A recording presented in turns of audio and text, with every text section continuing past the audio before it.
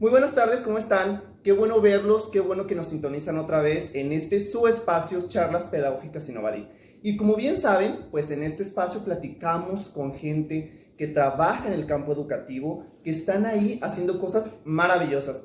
Y lo mejor, que como siempre, agradecido con mis invitados porque miren, son muy generosos. Me regalan un tiempo para dedicarles a ustedes, para que aprendan algo de su valiosísima experticia. Diego, muchas gracias por aceptar. No, pues gracias por la invitación.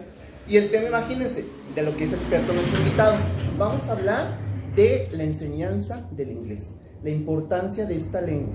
Pero para ello, antes, brevemente, les digo brevemente porque si les leo todo el currículum me tardó la media hora que tenemos. Entonces, brevemente déjenme contarles que el maestro Diego es economista por la Universidad de Guadalajara, pero además es licenciado en educación secundaria en la especialidad de inglés. Está especializado en estudios de género, en investigación educativa y actualmente funge como coordinador de la licenciatura en educación primaria en la Normal de Jalisco. ¿Cierto? Así es. Y entonces, pues entramos en materia. Maestro Diego, ¿por qué aprender inglés? Híjole. No, pues por muchas cosas. Hay como dos vertientes, yo veo, ¿no? Una forma de ver al inglés de una manera muy instrumental, ¿no? Esto que te dicen clásico, tus papás, tus maestros, ¿no? Pues debes de aprender inglés porque vas a tener un buen trabajo, porque vas a ganar más. Es como esa visión instrumental, ¿no? Como una herramienta que definitivamente sí tiene algo de razón, porque está comprobado que las personas que saben inglés pues ganan alrededor de entre 30 y 50% más, en promedio, ¿no? No quiere decir que sea la regla. Pero yo también lo veo como una parte que enriquece la vida, ¿sí? Es decir, el inglés nos ayuda mucho al cerebro, cualquier idioma. Nos ayuda al cerebro, a nuestras habilidades de flexibilidad, ¿sí? También nos ayuda con nuestras habilidades más especializadas, el pensamiento crítico, el análisis, la reflexión, la evaluación. Está comprobado que ayuda a la memoria, ¿sí? Y esto en general cualquier idioma. También el aprender otro idioma ayuda a nuestras habilidades blandas, a nuestras habilidades de negociar conceptos, de tener empatía con el otro. ¿Qué más vulnerable te puedes sentir que al no entender algo? Entonces, pues a todo esto nos ayuda el aprender otro idioma y en especial el inglés. Por supuesto, hay una parte de aprender de la cultura. Eso. ¿Sí? Aprender de la cultura, aprender a conocer más personas. Qué mejor que llegar a leer a los autores en su lengua original, ¿no? Y haces tuya la cultura, ¿no? Y haces tuya la cultura. Te abre un panorama de entender el mundo, de comprender la realidad. Y formas parte de esa realidad cuando te avientas a hablar el otro idioma, ¿no? Sí, claro, porque definitivo el otro idioma es otra forma de entender el mundo. Entonces, una vez que lo haces tuyo, entiendes y tienes esa visión más amplia. ¿Y por qué, maestro, a pesar de todas estas bondades y maravillas de aprender un idioma, específicamente el inglés, le tenemos miedo a aprenderlo? ¿Por qué le tenemos miedo a hablar inglés? ¿De dónde viene ese miedo? Yo creo que el miedo viene de nuestra experiencia previa. Yo creo que puede ser por ahí el no haber tenido una experiencia de éxito, sobre todo en la parte académica, en las escuelas. El no haber tenido una experiencia exitosa ahí creo que nos trauma. Pero también por otro lado, creo que esta parte de no entender te hace sentir vulnerable, ¿sí? Entonces yo creo que son esos dos factores importantes, que nos cuesta sentirnos vulnerables y por otro lado las experiencias de la educación. Siempre tenemos dos autoexcusas para no aprenderlo. Una, no tengo don para los idiomas. Número dos, yo ya estoy grande, entonces ya se me complica mucho aprender otra lengua. Respecto a eso, ¿qué podemos decir a nuestros invitados? Respecto a lo segundo, yo creo que nunca es tarde para aprender. Incluso yo veo muchas habilidades que se dan después de la adolescencia que ayudan mucho y favorecen mucho. Yo actualmente he trabajado con todos los niveles, pues, pero actualmente trabajo con adultos jóvenes, están terminando su adolescencia, digamos, y tienen mucha facilidad. Muchas veces nos casamos con esta idea de que los niños son los que aprenden más fácil. La esponjita. Pero yo considero que sí hay habilidades ya desarrolladas en los adultos que facilitan la comprensión y facilitan el aprendizaje de un idioma, ¿sí? Y también esta parte de no se me da, yo creo que hasta cierto punto es pereza mental. El no estar abierto a la experiencia, el no estar motivado. Por eso la motivación en todas las clases es un factor muy importante, tanto la intrínseca como la extrínseca. A eso iba.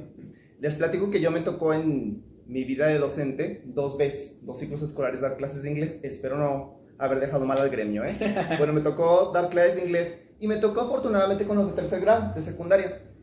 Y pues no sé si decir molestia o sentirme alegre, que estaban motivados de la clase porque iban a presentar el examen para bachillerato. Pero no era una motivación genuina de decir, quiero aprender inglés. No, era, maestro, primero y segundo, le somos bien sinceros, nunca pusimos atención, no nos gustaba la clase, no nos interesa, nunca vamos a viajar a otro lado donde hablen inglés, pero ahora tenemos que presentar el examen. Entonces, vamos a poner toda la atención, todo lo que usted nos diga vamos a hacer. ¿Cómo romper con eso? ¿Cómo romper que solamente es un motivante para presentar una prueba? Yo creo que regreso a la parte funcional. Debemos de cambiar ese discurso que nos habla de otro idioma como un instrumento para obtener beneficios. Se obtienen beneficios, pero son de otro tipo. Un idioma yo creo que no lo aprendes para presentar un examen, porque de esa forma lo vas a olvidar, definitivamente. En el momento que presentes el examen, ahí se acaba y tu mente dice, lo desecho, porque no me sirve para otra cosa. Entonces yo creo que podemos iniciar nosotros como maestros desde cambiar el discurso para irnos a un discurso más holístico, que integre todas estas habilidades que te mencionaba en un inicio. Es decir, que el que aprende vea todas las bondades que trae para enriquecer su vida, además de simplemente contestar un examen, ¿no? Incluso aunque no vayan a viajar, ¿no? Creo que llegamos un poco tarde como sector educativo a la enseñanza del idioma, hasta cierto punto, ¿no? Si tú te vas a lo funcional, ¿qué te van a responder los alumnos? Ya hay aplicaciones que me traducen simultáneamente, ¿sí? Ya hay aparatos que al mismo tiempo que hablas, cuando vas viajando, lo cargo conmigo. Lo cargo conmigo, se lo pongo ahí como si le estuviera tomando una foto y me traduce. Esa parte funcional debemos de cambiarla, de ver al idioma como un instrumento para ver el lado positivo y todos los beneficios que trae a mi vida como ser humano. Y en ese proceso de cambiar esa parte funcional del idioma, ¿qué papel tiene el docente, el enseñante del inglés? ¿Qué características debiera tener este docente para de veras romper con ese pensamiento funcional de aprender un idioma? A mí me gusta mucho una frase que dijo uno de mis maestros de los que aprendí mucho, que se llama John Raxes. Él dice, el lenguaje es una realidad viva, es una realidad cambiante, revoloteante. Entonces la tarea del docente es llevar esa realidad, esas características del lenguaje al salón de clases. Y es un reto enorme, ¿sí? Entonces de ahí radica en que los docentes, sobre todo los docentes de idioma, tengan que tener habilidades para llevar las características del lenguaje a un entorno hasta cierto punto artificial, ¿sí? Hacerlo lo más auténtico posible para que de esta forma los estudiantes puedan aprender. Que se la crean. Que se la crean, exactamente. Para que el alumno también se sienta parte de ese ambiente, Sí. de ese ambiente bilingüe. Sí, o sea, el idioma en general no es algo artificial, algo mecánico. Es algo interactivo, es algo que cambia, es algo que depende del contexto. Entonces, todo eso hay que llevarlo a la realidad del aula. Eso con los docentes. ¿Y qué pasa con la cuestión de política educativa? Si bien en los últimos años se han hecho esfuerzos considerables Sí. por entrar al mundo bilingüe, pero ¿qué pasa? ¿Por qué esos esfuerzos no culminan en historias de éxito? ¿Por qué no tenemos un alumno egresado de educación básica hablando inglés? ¿Qué sucede? ¿En qué momento ese esfuerzo que se hace por generar políticas que nos lleven a hablar el inglés, saliendo de la secundaria, no tienen el éxito esperado? ¿Qué pasa? Mira, hay un factor importantísimo. El plan de estudios considera el inglés desde tercero de preescolar, pero eso no se da en la realidad. Ahí está el factor número 1. Ya para la secundaria, que es, digamos, donde está enseñándose de manera más regular, pues es poco para los alumnos, 3 horas a la semana durante 3 años. Entonces ese es un primer factor. Efectivamente tú lo dices, se han hecho esfuerzos, pero los esfuerzos no han tenido continuidad, no han tenido una cobertura, ¿sí? Y podemos hablar que la gran mayoría de instituciones, tanto preescolar como primaria, actualmente en el estado de Jalisco no tienen inglés. Entonces ese es un factor muy importante, porque cuando llegan a la secundaria, el plan de estudios les dice que ya deben de aprender cierto nivel. Claro. Entonces eso no es una verdad. ¿Qué complicación yo veo fundamental? El número de maestros. Tú imagínate el número de maestros sin ahora abordar la parte presupuestal, que debe de ser otro gran dilema. Pero tan solo el número de docentes, si consultamos el directorio de instituciones, podemos hablar de aproximadamente entre 9,000 y tantos preescolares y 9,000 primarias del estado. ¿De dónde vas a sacar 18,000 maestros de inglés? Entonces, ni la normal superior saca tantos, ni incluso la Universidad de Guadalajara. Sí, luego está el geógrafo dando inglés. Exacto. Porque en algún momento hice un teacher's training y te toca. Claro, entonces desde ese punto de vista no tienes maestros suficientes para dar cobertura, sin hablar, te lo repito, del presupuesto.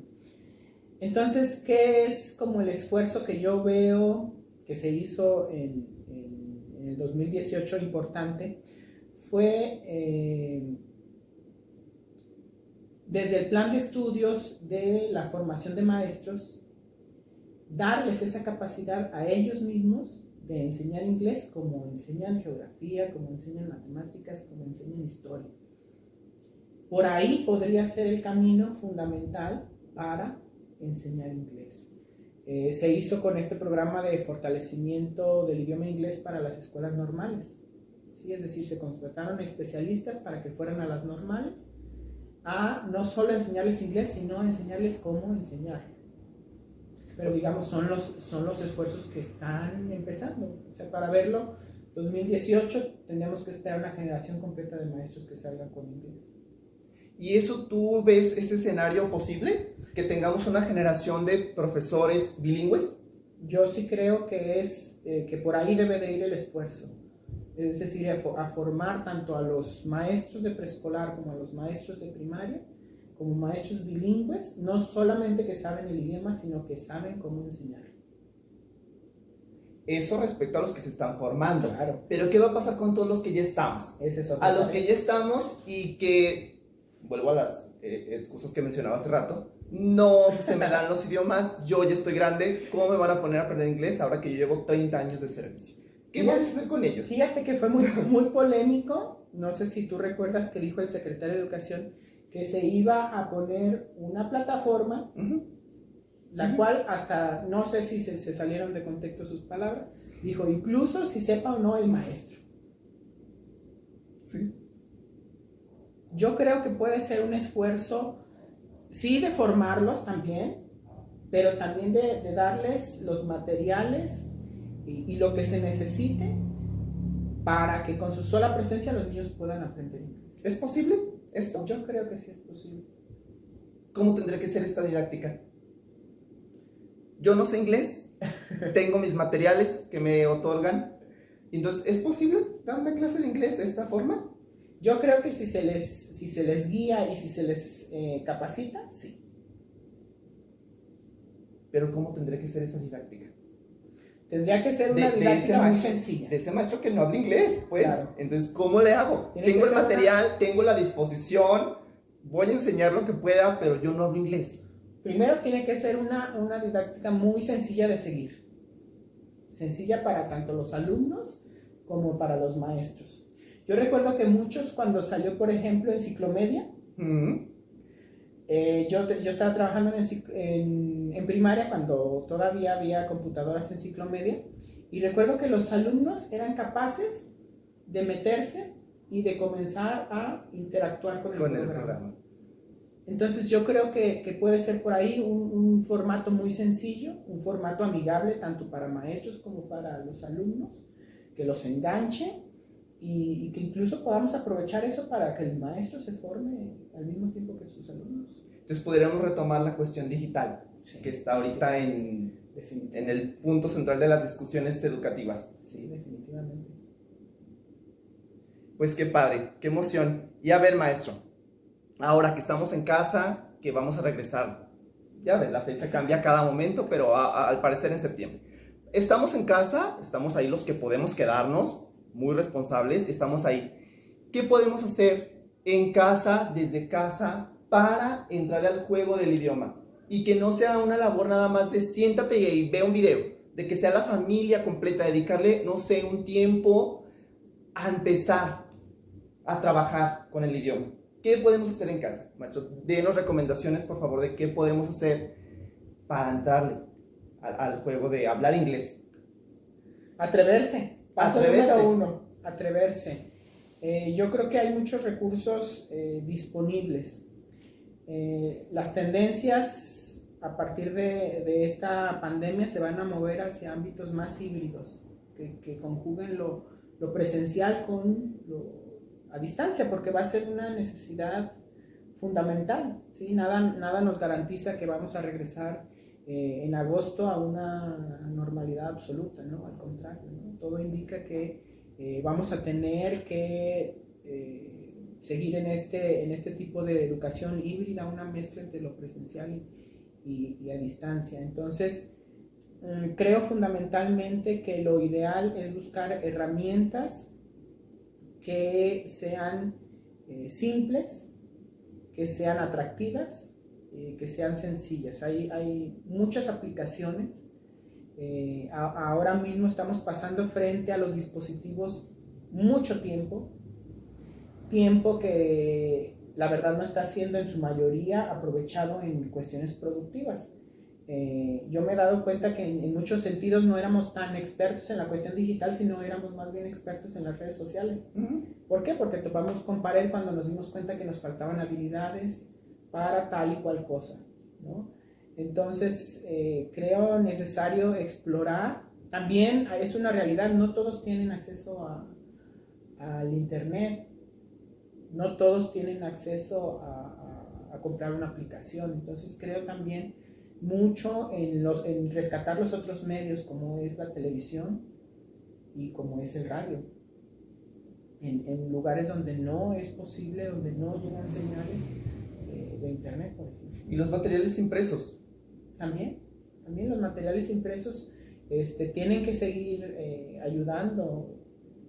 Estamos en un país en el que la brecha digital es enorme.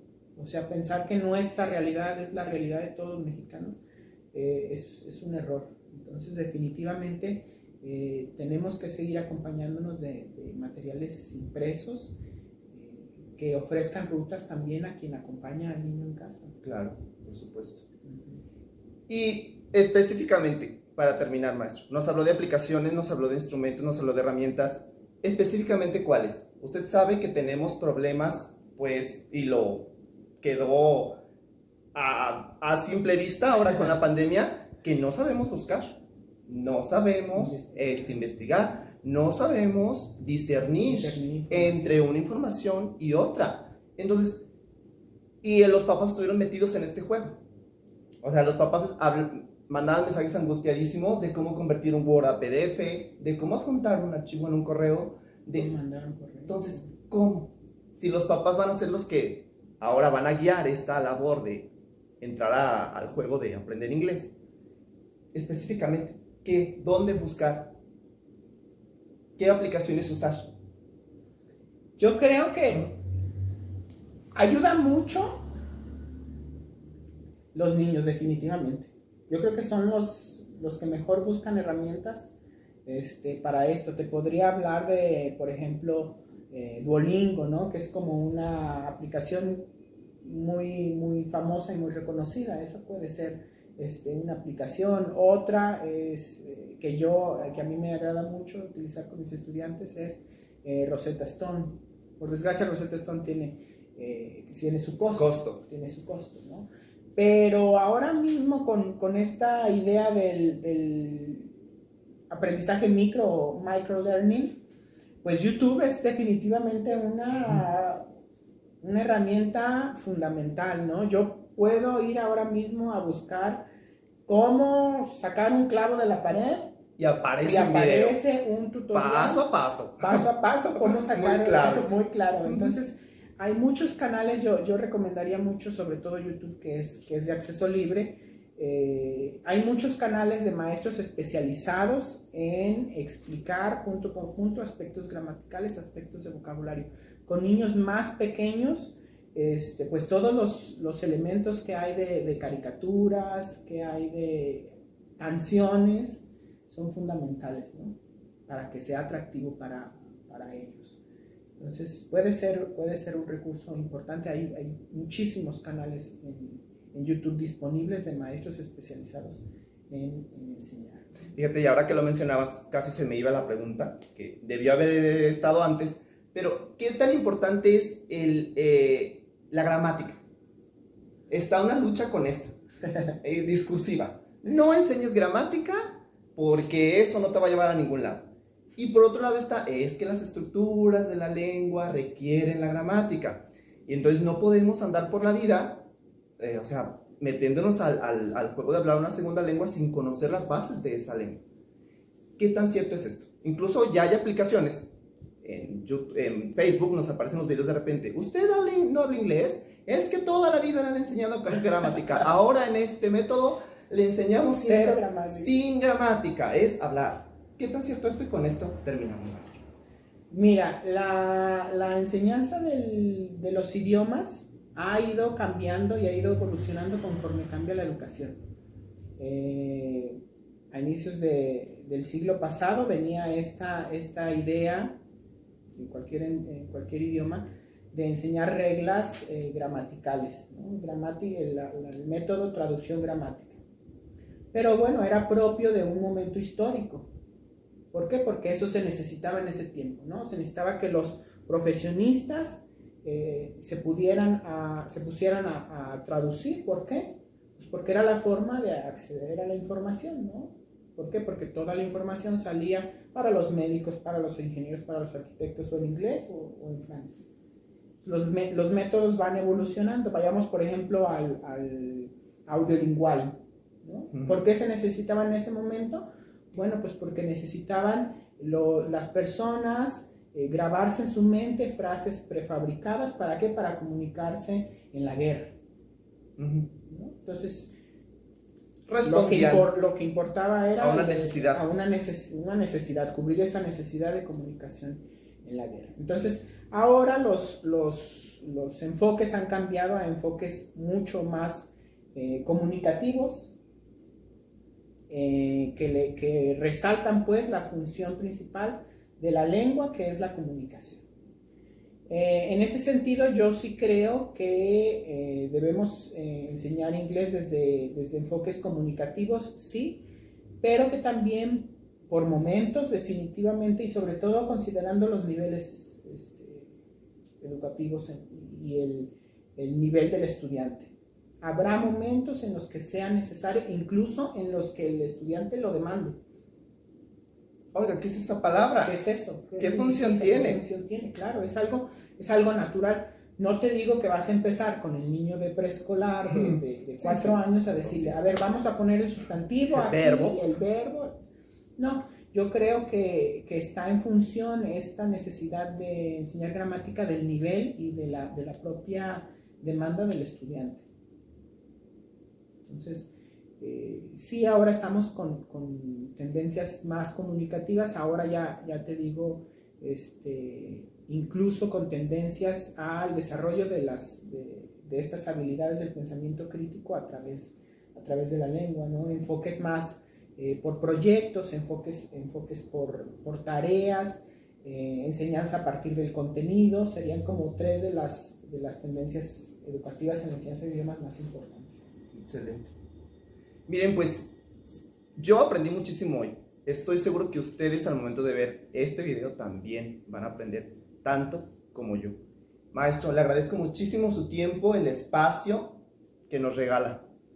A mí y a las personas que nos ven y que nos siguen en la página. Muchas gracias. Espero que hayan aprendido algo. Y ustedes ya saben, tenemos una cita el próximo jueves en Charlas Pedagógicas Innovadip. Vamos a platicar de la redacción en educación básica. ¿Sí? Al igual que el inglés, ¿por qué nos da miedo escribir? ¿Qué nos limita? ¿Qué nos detiene a lanzarnos como hoja al viento a escribir lo que pensamos, lo que sentimos? Pues de eso vamos a hablar el próximo jueves con otro experto que nos va a regalar su tiempo para brindarnos algo de su experiencia. Muchísimas gracias y nos vemos el próximo jueves. Hasta luego.